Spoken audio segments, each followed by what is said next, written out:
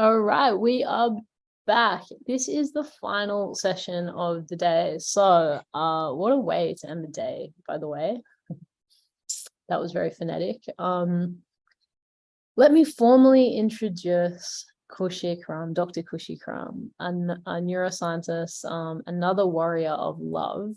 And the session title, which I think is really epic, especially considering we've had people like Melinda talk today on everything that she spoke about and some of the talks yesterday, the neuroscience of systemic unconscious bias. So not your run-of-the-mill neuroscientist, Dr. Kaushik Ram. Several years ago, Dr. Ram had an experience of his heart quite literally bursting open and awakened him to the intelligence of the human heart. Since then, he has become obsessed with marrying the mind and the heart, inspiring others to relinquish the controls of the mind and following the true path of love.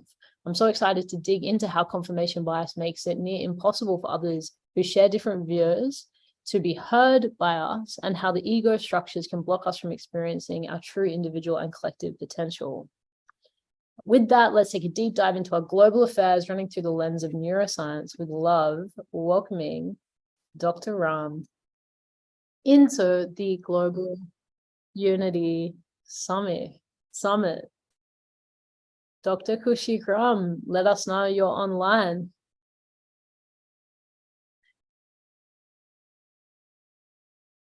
Can see you in there. So just turning on your camera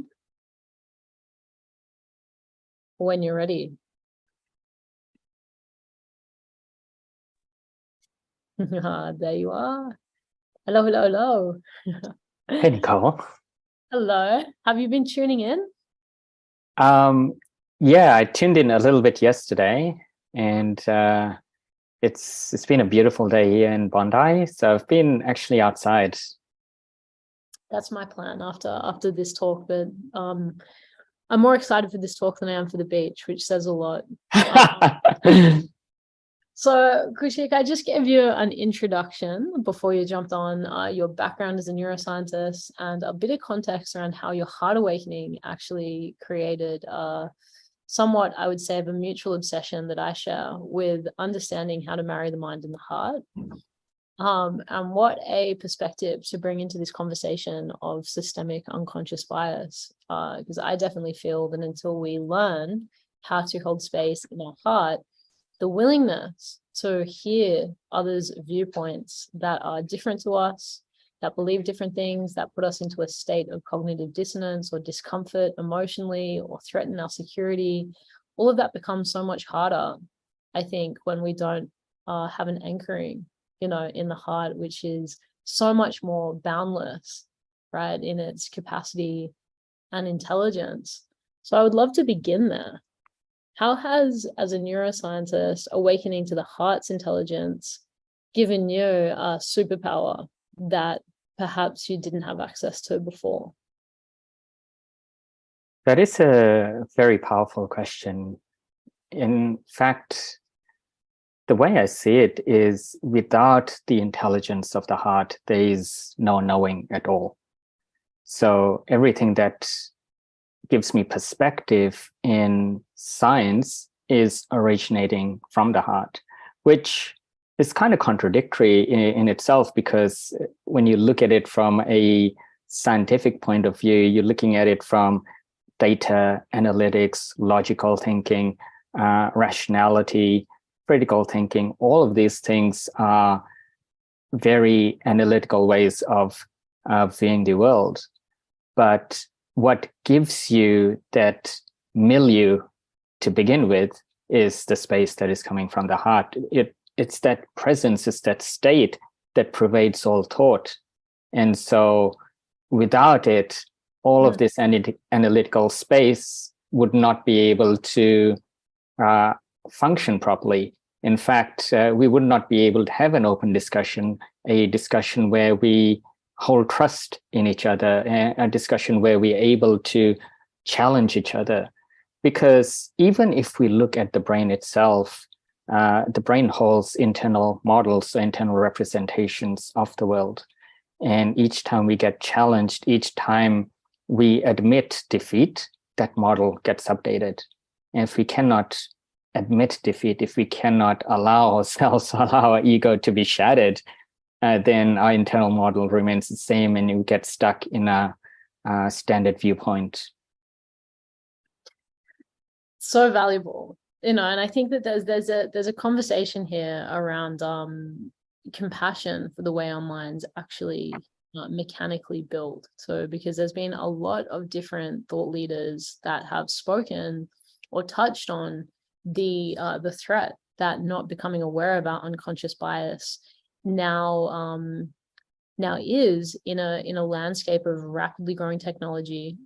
So if there's bias, to the degree that there's bias right now and an incapacity to listen, as exponential technology increases, then that bias is also increasing, and we're going to start to live inside these echo chambers. Our mental models aren't going to be exposed to new ways of thinking. And this is where I think, the power of the heart is the antidote in so many ways, because the heart's going to continue to lead you in totally unreasonable directions, directions that don't make any sense to the mind, directions that completely eradicate what you thought to be true about the world. And let's go into, the mechanics of that, the science of that. Yeah. So as you know, the biology is a very stable system that has existed for more than 4 million years in human form, but even more in a generic animal form. So it's the same basic biology that operates in a fish, as does in a lizard, as does in a four-legged beast, as does in two-legged human beings. And that primitive biology, we kind of look at it as if it's primitive or ancestral or some form of reptilian brain. But to me, it's quite the contrary. It has had the longest period of evolution if we look at our biological history. And so, in fact, it is the most sophisticated part of our brain. But we start hitting heads when only one part of that biology is active, which is the fight or flight mode. And that's the survival threat. And if you look at the evolution of the brain, that hindbrain structure, which is pretty much the brainstem regulating all of our organ systems, and the midbrain structure, which includes the amygdala, insula, which is monitoring our internal state, these two levels of operation is very much primordial. When someone is threatened, their posture changes, they sort of close up. This is protecting your internal organs. We're not protecting our heads, we're protecting our hearts. This is so generic. Any animal would do this. If you pet a dog, it immediately rolls on its back and exposes its, chest or tummy, so you can, scratch it. That is heart opening. It's generic in every single thing that has a vertebrate. And so in conversation, what we're working with is higher level cognition, which is part of the two cerebral cortices. And the threat response is exactly the same. What we've fabricated is something called a mind. And in ancient scriptures, we call it Maya, or Maya translates directly into illusion. So we have fabricated a false reality, which is the internal models that I was talking about. And these false models gets updated using feedback from what is around us. And so as that model updates, we get a better and better grasp of reality. Imagine when we were kids and we're testing reality, we were testing thought, we were testing what is the limit to our physical capability, our mental capability. So those were all updates in the internal model. And it does not stop. It does not stop at childhood. Like, this is a forever updating reality. And when we feel threatened, we try to protect the internal model, or we try to protect the illusion or the ego. And so the people feel it the most when they're asked to go up on stage, and suddenly you can't hide the fact that you have a self-identity, and that is completely exposed. That's why a lot of people's number one fear is being on stage. It's because their identity is suddenly exposed. Yeah. And so this is, in many ways, even in a conversation, when two people are having conversation and someone hits that emotional arousal, that fight or flight state, then they literally go into fight or flight. And in the fight mode, they're aggressive, or they're trying to force an opinion and things like that. Or if they're in the flight mode, they're trying to defend themselves or even flee from that conversation. It's the flight mode.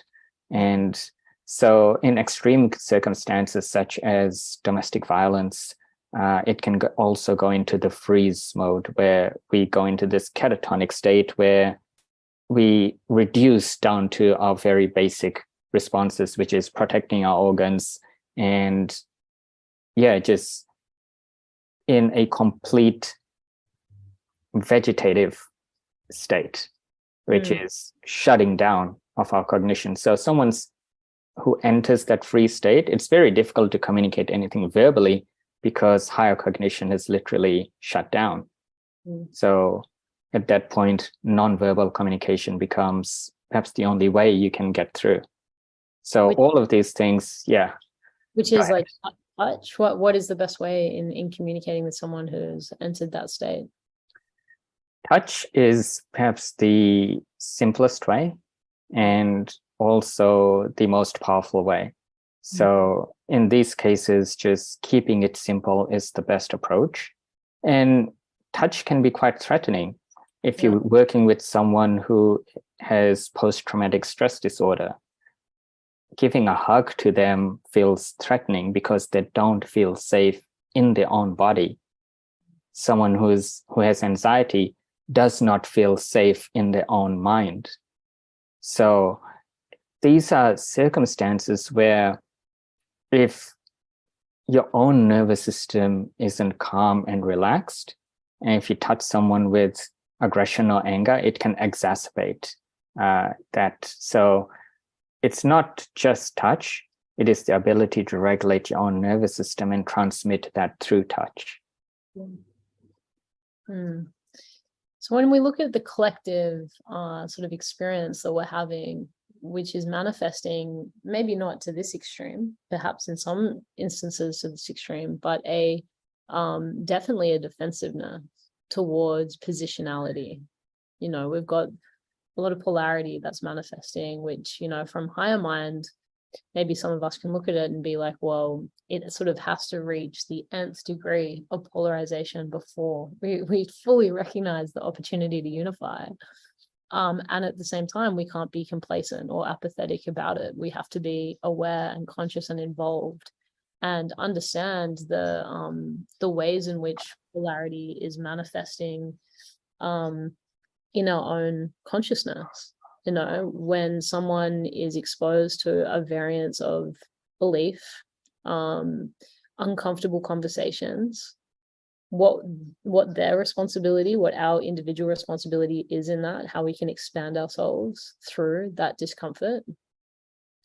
But maybe let's begin with your kind of viewpoint or philosophy of what we're experiencing collectively, especially over the past couple of years, as it relates to this conversation. It is absolutely essential to create a strong self-identity, which by default creates polarity. The problem becomes when that polarity is created by the ego. So the starting point really is the dissolution of the ego, to the point where we lose our identity, we lose ourselves, we go into that place of absolute despair. and find that overwhelming will to survive. And from that place, we reconstruct a new self-identity, one that is aligned with our own hearts. And at that point, when you enter the world and you have polarizing views, because you're not orienting yourself from the mind, but instead coming from a space of love, it is not met with the same resistance as someone coming from the mind. And these are the steps that you cannot skip. It is part of everyone's internal journey. And so as a society, what we are finding is that not many people are looking inwards. They are very much focused on the external, and so much so that when a new idea does come through, instead of looking at it critically and analyzing it from different perspectives, we go straight onto news or social media and see what everyone else is thinking. And then we use that as our opinion based on our political orientation or any other political identity that might be, trending at the moment. So that is not the way to formulate your self-identity. That is a hive mind, that is a hive mentality, and it is far from who you are. So each person, unless they go deep within themselves and challenge themselves, like when I was hitting heads against my own thoughts, part of me was dying in the process. Part of my identity was dying in the process. Part of me was grieving the fact that I was losing parts of my identity, and with it, friendships, connection to family, connection to career. Like all of that was being tested, and all of it fell apart. And now I'm respected more by the scientific community. Yeah. And it's, I do have PhD students coming up to me and saying, how did you do that? It's inspiring an entirely new generation, which is trying to find their own identity. They're not going to professors who are, 10, 20 years ahead of them, because that was a legacy paradigm. And so it is, if you are to be a leader, then you have to go through this process and create a strong self-identity. And it will be polarizing, but that's the price we have to pay in this modern world. I love how complementary this is to what our last speaker, Kelly Kimball, was just speaking to in leadership. The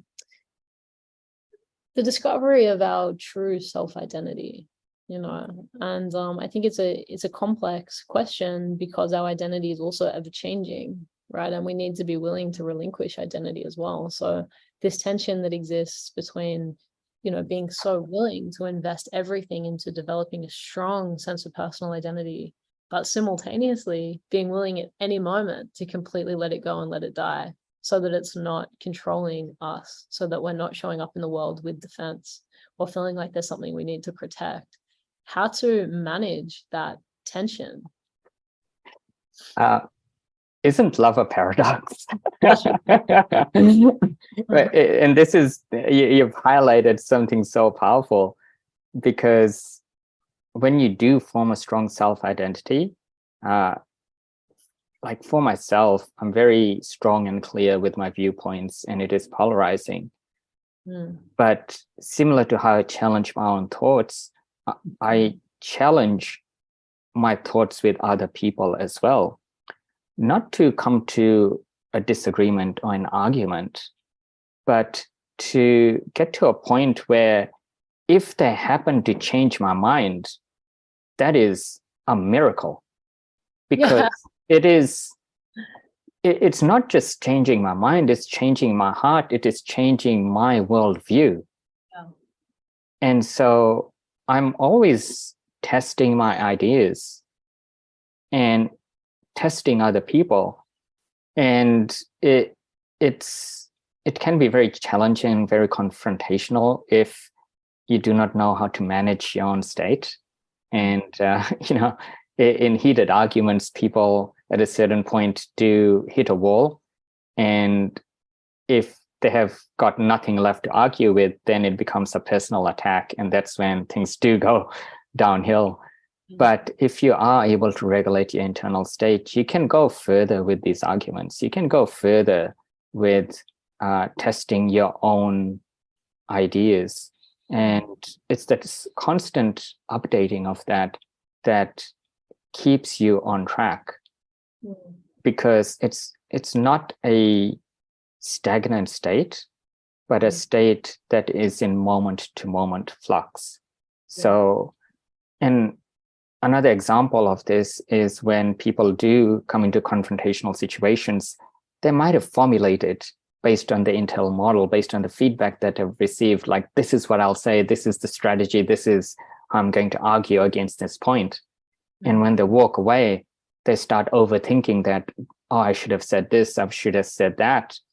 But when you're coming from the heart, because it creates this environment where you're not really coming from thought, but thought is self-assembling in the moment to surprise you, to blow your own mind. And you walk away going, wow, I can't believe we had this miracle moment.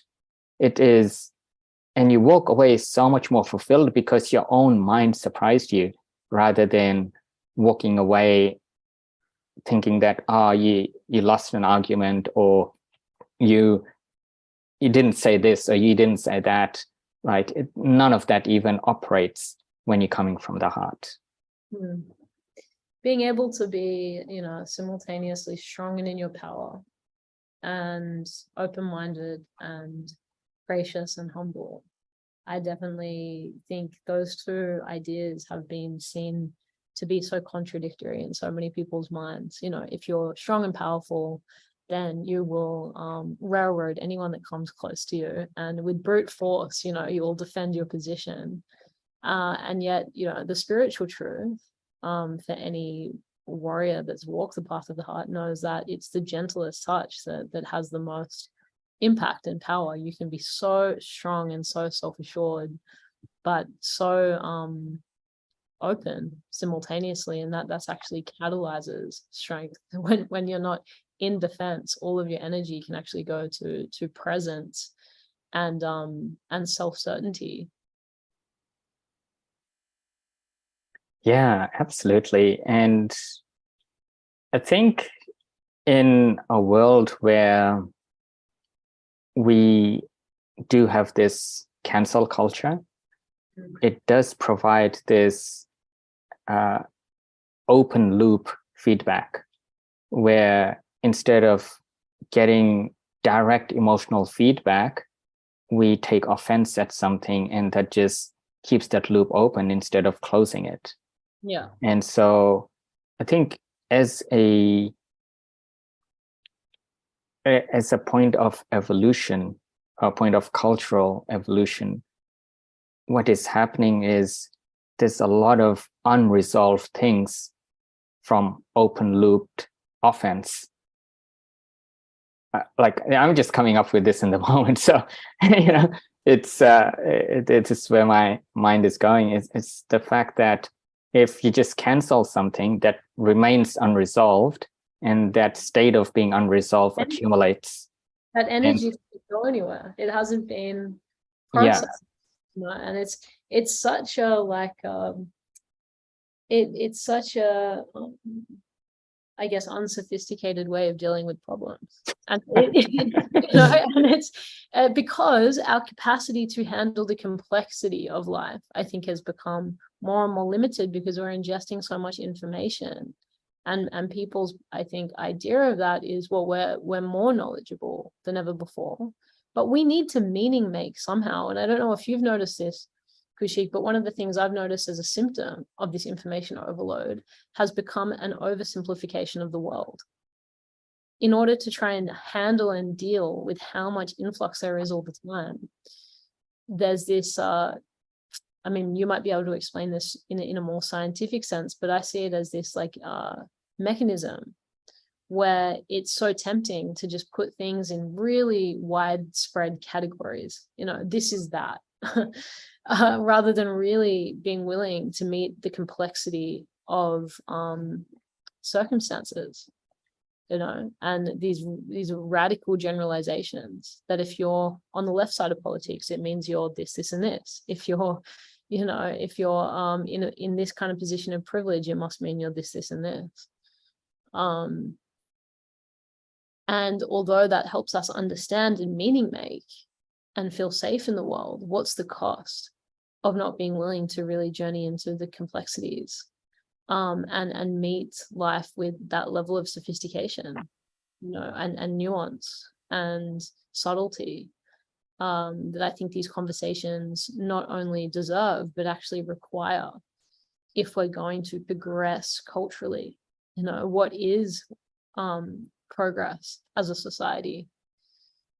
Is progressiveness, you know, and the radicalization of progressiveness to the point that we want to completely break up with any tradition has its own massive amounts of risk, you know, to completely neglect where society has come from, value structures, principles.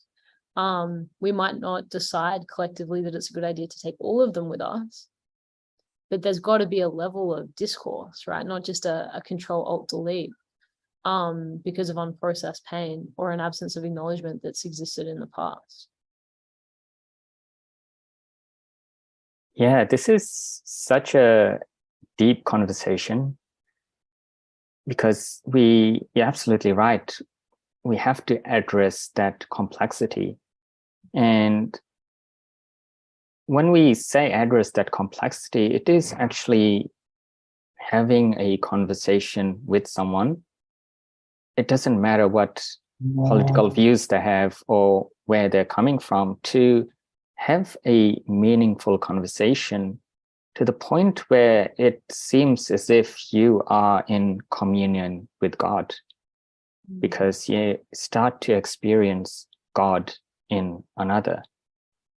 And this is not how people communicate. They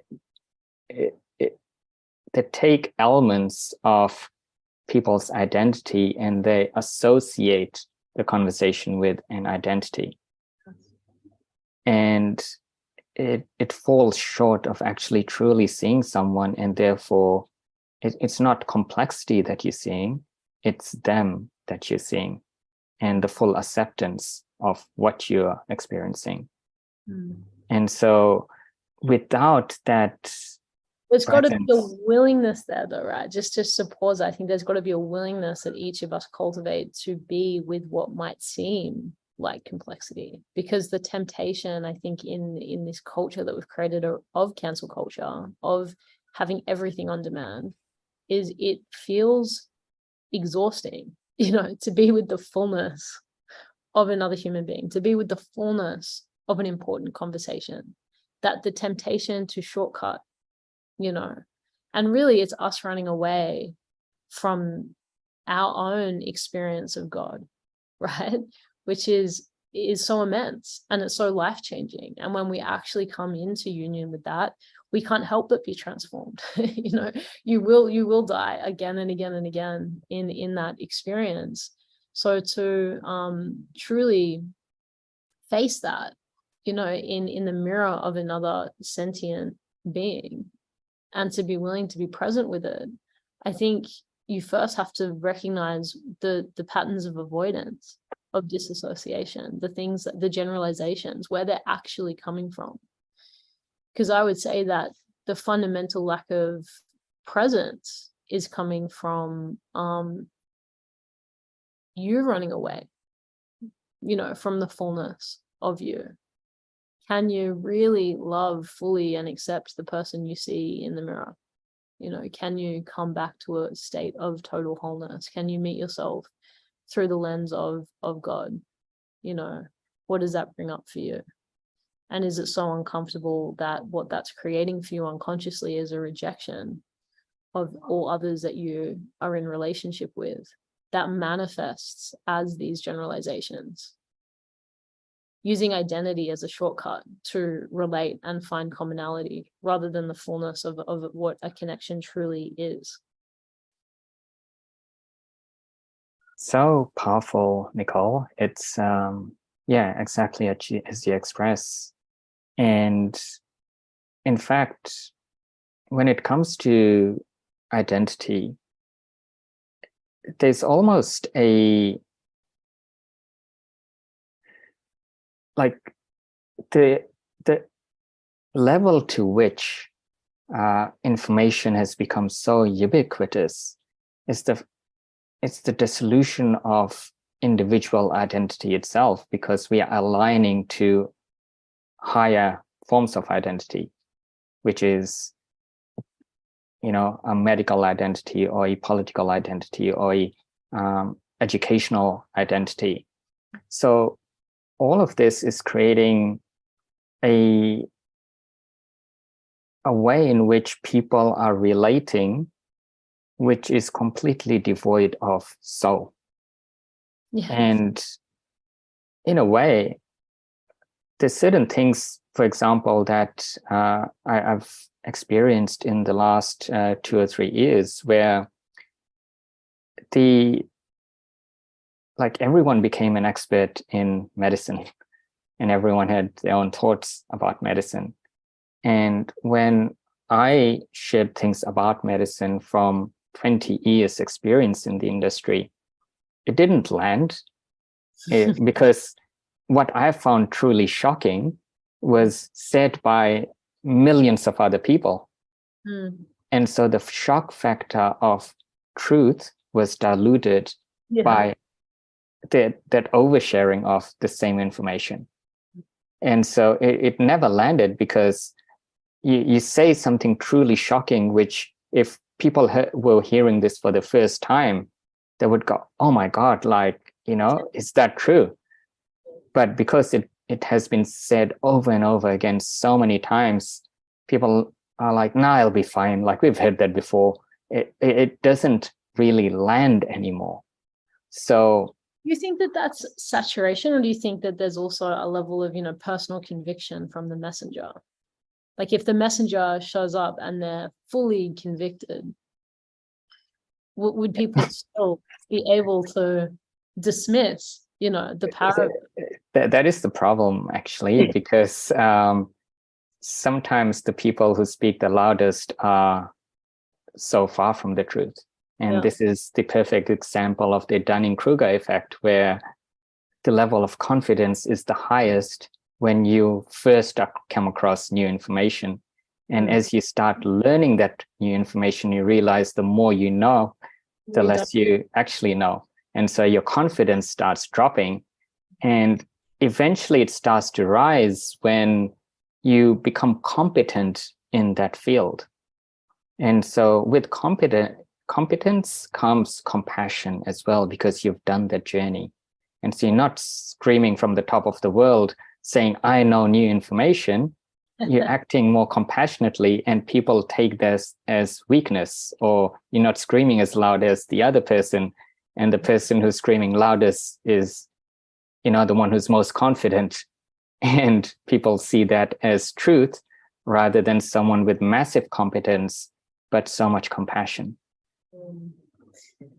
I needed to hear that. So thank you. I think that there's so much wisdom in that, you know. I just, what a powerful thing to understand, that when you're exposed to something that changes your life, you know, you're in this heightened state. And of course, with that comes an inflated sense of confidence, because your paradigm, it almost, and, you know, rightly so in a way, because it's enlightening, right? You have this moment of enlightenment when you come across an idea, a philosophy, a truth that transforms your inner world.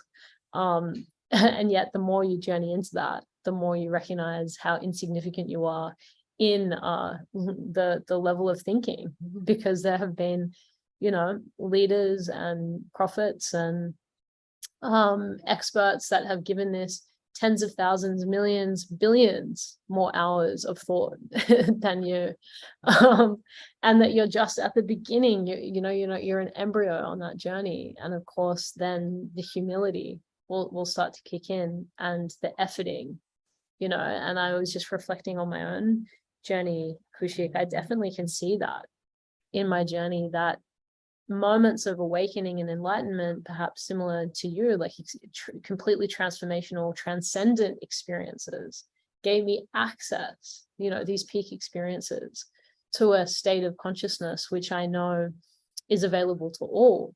But life has definitely had a way of humbling me back down and forcing me then to take every single step so that the foundational integrity is there, and I can actually maintain that state and support others on their journey properly, rather than just, maybe speaking the message, actually being able to show people the steps in a very patient, loving, and compassionate way. You summed up what I mentioned at the beginning of the conversation, which is the complete desolation of the ego and the reconstruction of it. And you say it best, it takes decades to even manufacture a new self-identity. Yeah. And it comes through that process of so much confidence being evaporated and being humbled, and then the reconstruction of that. That is so beautifully said, Nicole. I think this is so relevant for people to hear in the modern world, is because there's so many outlets that I think give people a false sense of accomplishment. You can post a video on TikTok and it gets tens of thousands of views and you feel accomplished, but the effort, right? The reality is that video took you a minute, and TikTok did all the work for you. It chose the song, it put everything in the thing, and and then you're getting all of this recognition. And I think the risk in that, more than anything, and I've seen this happen to my own friends that I've seen fall down the vortex of TikTok and Instagram algorithms, is they're not really understanding that something's true value is a direct result of the energy and intent put into it. That mastery can't be shortcut. To really give the due diligence, the hard yards, the patience, to sit with the frustration of learning, of being a beginner at something, of having to face yourself in the mirror of the masters of whatever your pursuit is. All of these are such important parts of not only mastery, but the human experience, to really come into ourselves and to know thyself. We've got to go through those steps.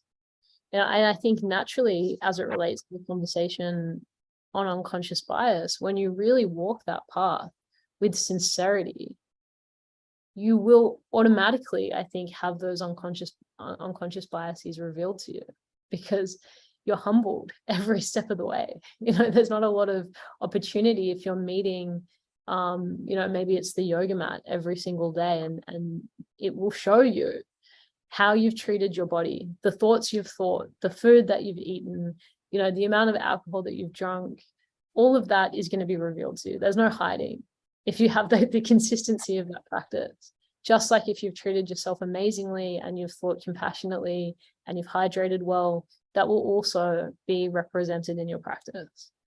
Same with meditation, same with writing a book, same with any pursuit, which is asking you to be consistent. I think it's really here that we find that the essence of what you're speaking to. Yeah, and I want to give a neuroscience perspective to that as well, in terms of where we headed as humanity with short form content and consistency, and this trend that is happening with the diminishing of attention. So personally, knowing everything that I know about neuroscience, I refuse to watch short form content. I don't watch Reels. I don't have TikTok. It's just something I actually don't have enough brain cells for that content. And the reason being is that, it'll eat them up, that's for sure. If you yeah, this algorithm has tapped into that dopamine pathway to the point where it is creating dopamine depletion in your brain. And so every time you have an emotional hit, the dopamine system or the reward system in the brain is exhausted, it's depleted. And so you need another hit to replenish it. And each time you do that, the dopamine deficiency in the brain increases. So for me, the content that I produce takes so much longer. It takes me a month to produce a YouTube video. And that month is dedicated to research. And not only am I researching the subject, but I'm also researching the camera work and everything creative to go with that. Yeah. And so the craftsmanship of a new video, it would have taken me a month to do. And the dopamine release in that time is generated through the pursuit. And the result of that isn't immediate. The YouTube video gets views consistently over 5, 10, 15 years. I have videos that I've put up that are getting views 7 years after I've uploaded it. So the gratification isn't instant. It is actually very dangerous to have quick fix emotional hits. And the brain wasn't wired like that. To put it into a biological perspective, when men went to hunt, they would pursue a beast for days. And by the time they made their kill, they would be exhausted. And then they would have to skin, gut, and carry that back to village. And in that process, when they bring it home and it is prepared by the women, and that whole process, if they're cooking under the earth, it might take another 18 hours. And by the time you have a feast from that beast, like 3-4 days have passed, and the energy that you put into what you do is replenished by the food. So that whole process, it wasn't immediate. It wasn't a quick fix. It was the process that made it so beautiful. And that you learn, Exactly. There has to be a value, not just on the recognition, but on the learning, on the path. In fact, that has to become the core, I think, of what we value in order for our world to return to this wisdom, because it is wisdom, right? It's like, and I think the manifestation of where tech wants to take us into this metaverse world where we can be an avatar and none of our imperfection have to be revealed, the spiritual consequence of that, the cost to what it really means to be human, and the beauty in the struggle, the beauty in the efforting, the beauty in the craftsmanship. All of this is so important. I mean, most religions have a version of become enlightened, chop wood, carry water. You want to put in effort when you really understand what this experience is, the gift that we've been given from God, to experience all that we get to experience on this earthly plane, and how we rid ourselves of that when we're just fixated on the gratification, on the dopamine hit, on the acknowledgement we get from others, and not actually the journey. It's an interesting one with traditional scriptures speaking of enlightenment, because they almost put it on a pedestal of it cannot be achieved. And to be honest, I personally have experienced that. And the saying may have been true: before you are enlightened, you chop wood, carry water. After you're enlightened, you chop wood, carry water. But it's not been true for me. Before enlightenment, and I I have no hesitation saying the word that, yeah, like when I had my near-death experience, I experienced enlightenment. I experienced God. So after that, my life was never the same. I didn't go back to chop wood, carry water. Like before that, someone had turned the light off on magic. After that, everything became magical. Like my life had meaning, my life had purpose. It just expanded so cataclysmically that like I cannot even recognize my life before. Like to me, when I hear that that wisdom, though, it's not that life will remain dull. It's that the way we can meet the simplicity of life is filled with a richness that wasn't there before. That we can see the leaf growing on the tree and be overcome with love and reverence for God. That we can watch a sunset and all of a sudden we're crying when before we were too busy looking at our phones.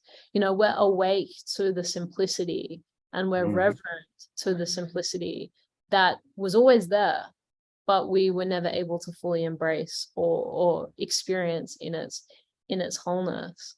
That's what I understand that to be, that it's a meeting more deeply of what always was. Beautifully put.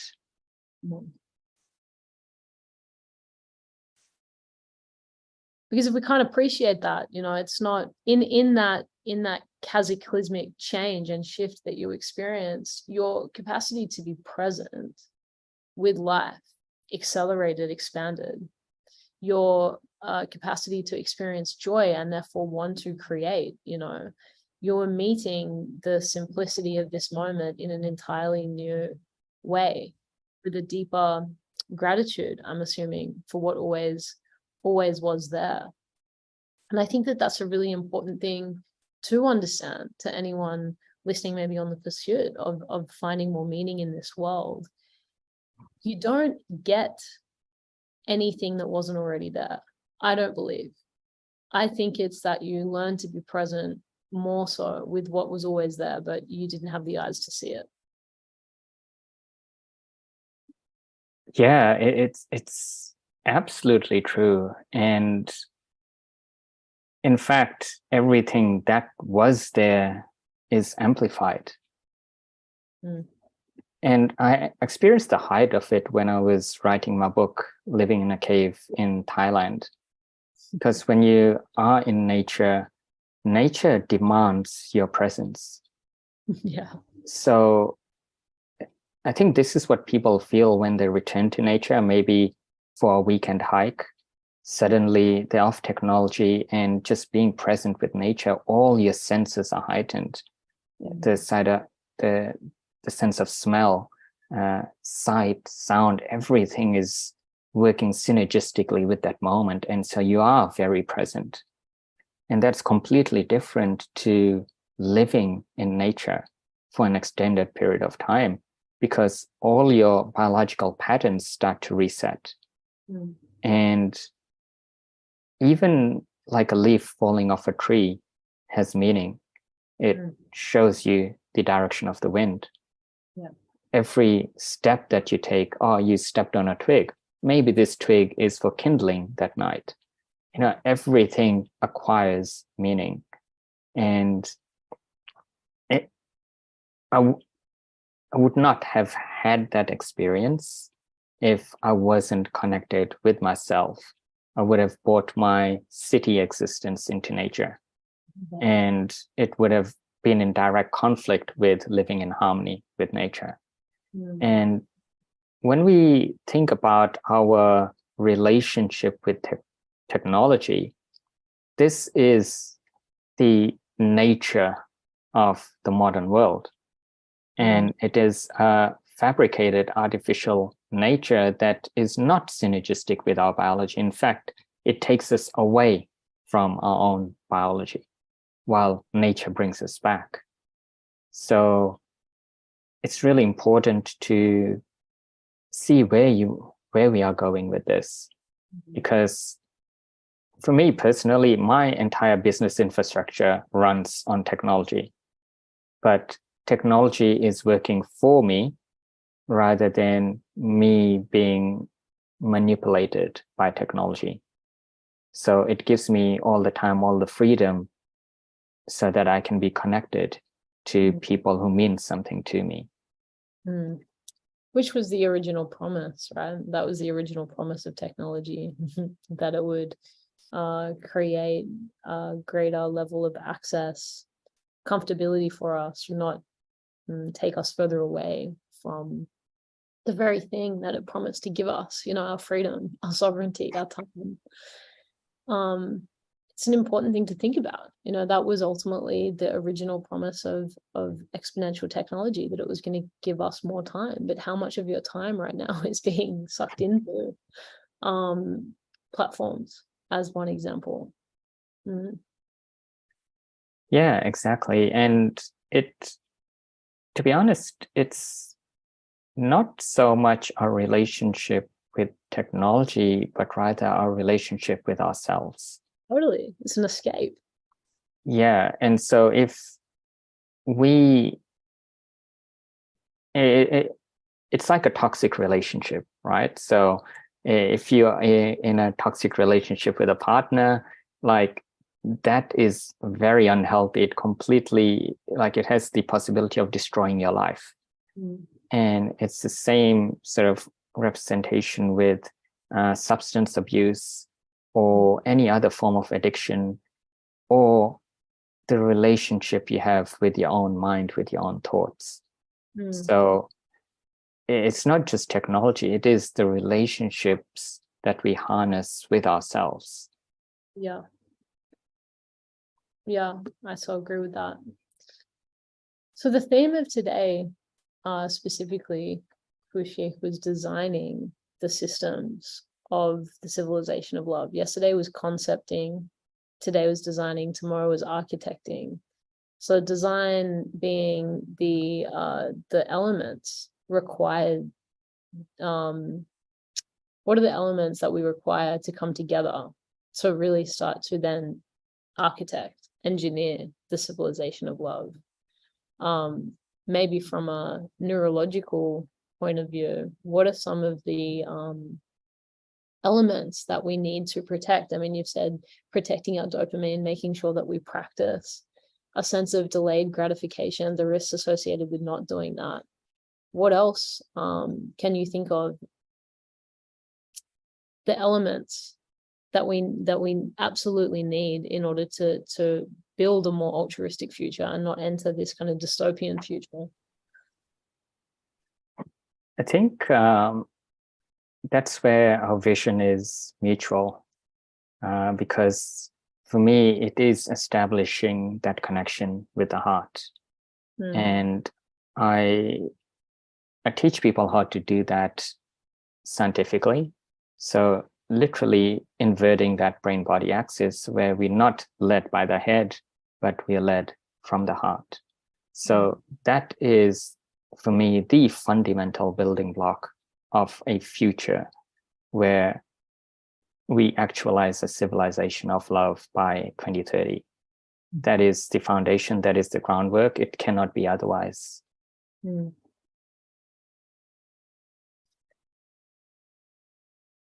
This just reminded me of what Ramayan from Unify was sharing yesterday, that there is a mechanic, there's mechanics and a technology to the way that we're actually wired as a human being that so few people understand, and if you're on a journey right now to awaken your heart, if you're on a journey to feel more awakened, more enlightened, more capable, filled with greater capacity, joy, whatever that is, there actually is a pathway there. There's mechanics behind those experiences. But I think so often we get lost in the overthinking, that we're just so lost on the pathway to find these things that we inevitably then push it further away. I think that's a really powerful thing to remember. So maybe to close out, any tips for someone that is truly wanting to come more into their heart in a very practical way? What are things that they can do? we, using neuroscience, we have within our grasps knowledge and technology that accelerates this process like never before. So a body of work that I've built my research on is around heart rate variability. And it's this moment-to-moment changes that happen in your heart rate depending on what is happening around you. And when you heighten that state, it means your nervous system is able to regulate more efficiently. It's able to establish this brain-body connection, and therefore that connection with your heart. And when your nervous system is in that regulated state, there is more endorphins in your system. There is more oxytocin in your system. You have the freedom to open your heart. You have the capacity to trust. You have that capacity to genuinely connect because the mind is not entering with its own agenda. So this is a physiological state that you can acquire using heart rate variability. And I teach it through my programs. There's so many tech tools that you can use to monitor your heart rate variability, and use things like exercise, sleep, different avenues that heighten your heart rate variability. There's so many, like nature, cold exposure, breathing techniques, all of which, if you're monitoring your heart rate variability at a trend level and you see it go increase week by week, then it's a beautiful metric, or it's the most powerful key performance indicator, or KPI, of your internal state of harmony.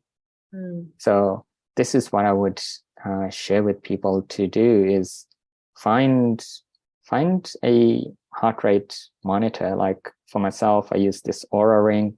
There's the Fitbit, some technology that can show you specific measurable and tangible ways that you can heighten the state of love.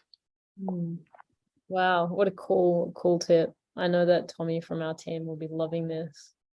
He's a big fan of heart rate variability and the work of heart math as well. So yeah, just shout out to you, Tommy, because I know you're going to be loving this. That's a great tip. Really, really cool. Kaushik, thank you so much. I wanted to ask you the question that I've managed to ask most speakers, but not all. But I really am curious to hear your answer, and if it's evolved, because I remember asking you this several years ago. Your definition of unity, what that means.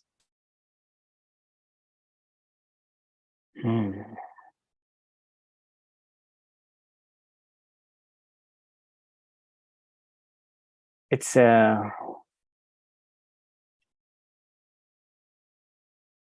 funny, like I don't really have a definition anymore.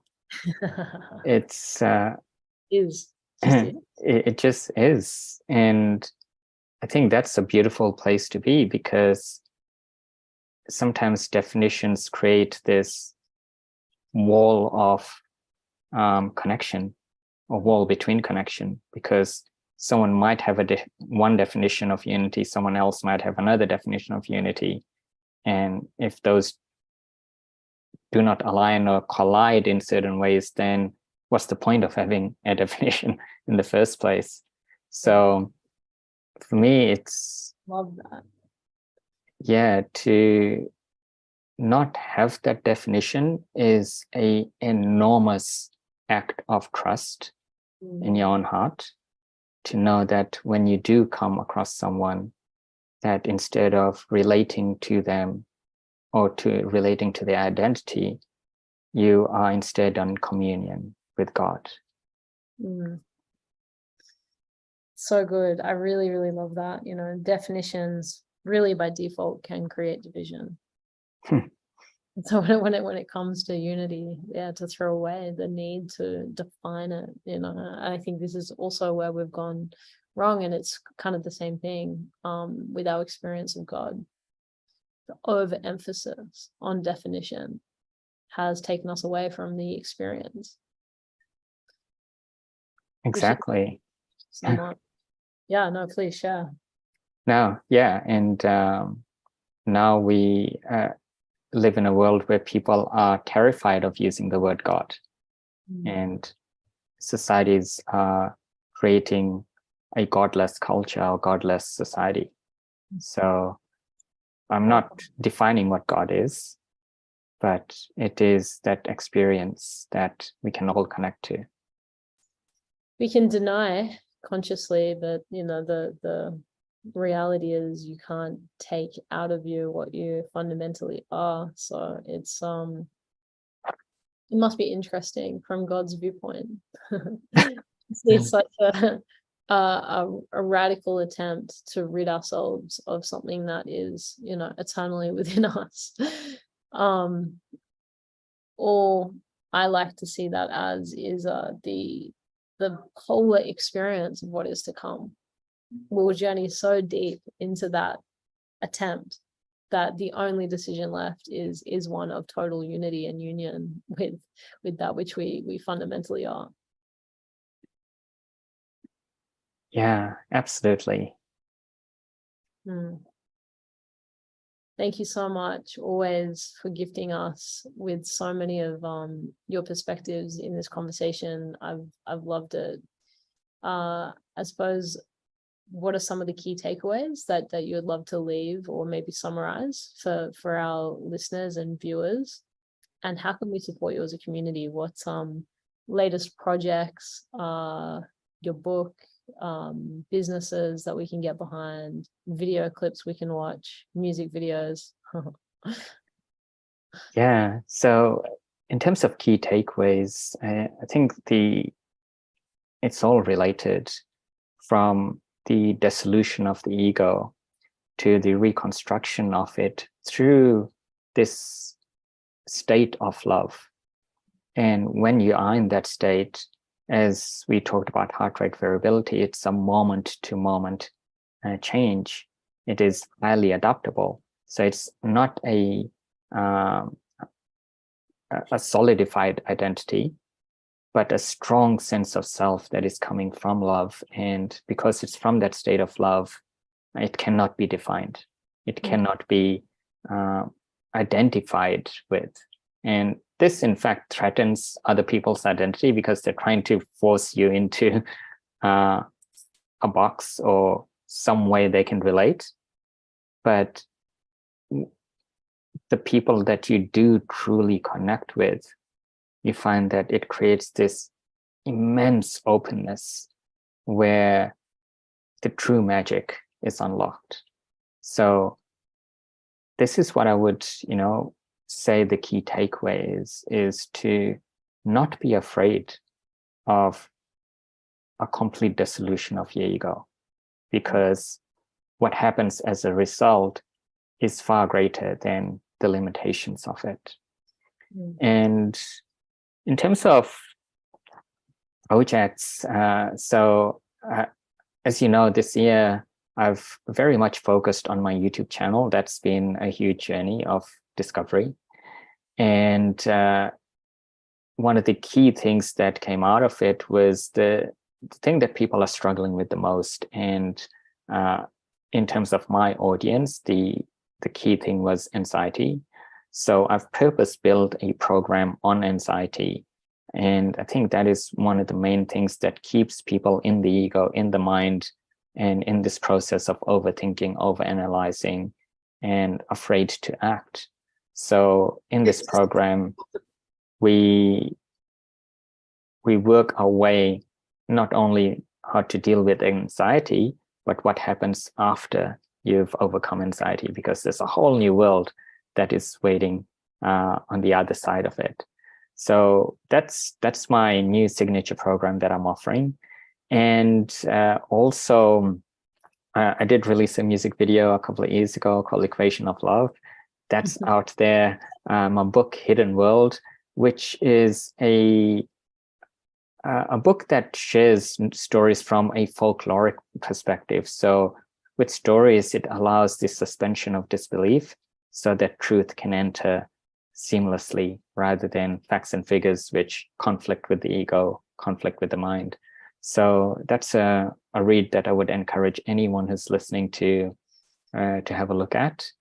And of course, yeah, follow my YouTube channel where I share deep insights and continue this journey and mission of love. So the team will post all of those links on the feed. So make sure you go and do that and let Dr. Ram know via LinkedIn or Facebook or maybe YouTube how his talk today has impacted you and how his work has impacted you. We love you. We appreciate you. Thank you. I've loved this conversation. There's so many takeaways, you know, my personal perspectives have been shifted in some instances, which is a miracle as well. Yeah, so just immense gratitude. Likewise, Nicole, and thank you so much for having me here. It's an absolute pleasure to be in communion with you. Always, Kay, always. Much love, brother. Likewise.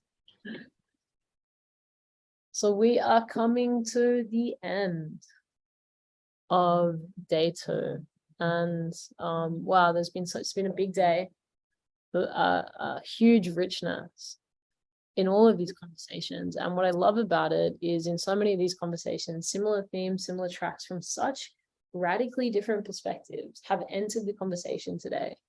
One of the things that I'm taking away from today is, as Kelly so beautifully put it, it is so simple.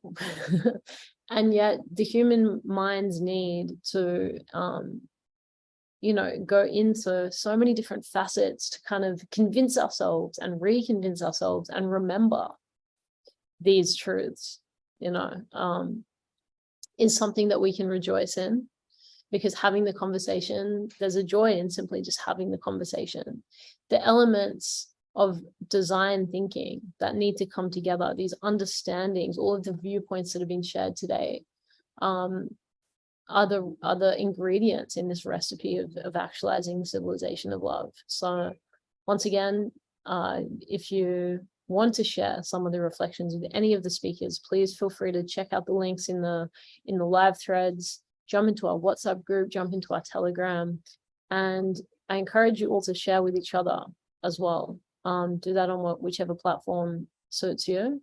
But being able to reflect on what you've learned and be witnessed in a community in declaring maybe some shifts in action that you're going to take after today because of some, hopefully enlightening moments, is all a part of the journey of really integrating this information, leading from a new place. And so on behalf of the Love Out Loud team, we love you. Tune in tomorrow. It's going to be an amazing day.